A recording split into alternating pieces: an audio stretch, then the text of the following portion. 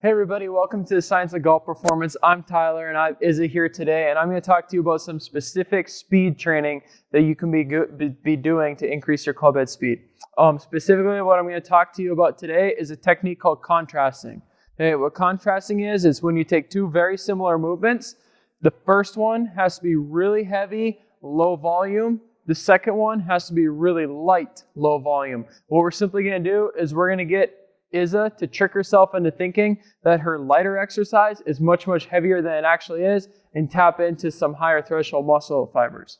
Okay, so the first thing that she's going to do, we're going to do a kettlebell deadlift. Okay, so she's going to go ahead, address the kettlebell so that way it's sitting right in between her shoelaces.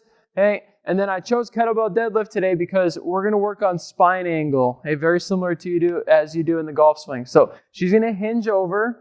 Okay, she's going to set her spine angle nice and neutral, and then she's going to use her hips as a lever to pull the weight strong up off the ground.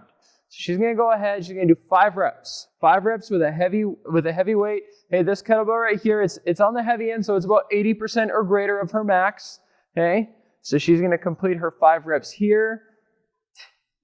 Okay, and immediately, as soon as she gets done, she's going to go to a much lighter weight, and now we're going to do kettlebell swings, an exercise that's very similar to deadlift. Okay, but now I'm going to tell her to give maximum intent, okay, maximum power and speed on every single rep. Again, we're tricking her body into thinking that this weight right here is the 80% weight instead. Okay, we're tapping into some higher threshold muscle fibers.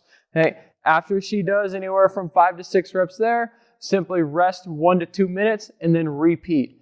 A couple really important notes on this. 1, the heavy weight has to be about 80% or greater of what would be your max. 2, the light weight needs to be about 50% or less of what would be your max. And as you go from the heavyweight to the lightweight, minimal rest. Okay?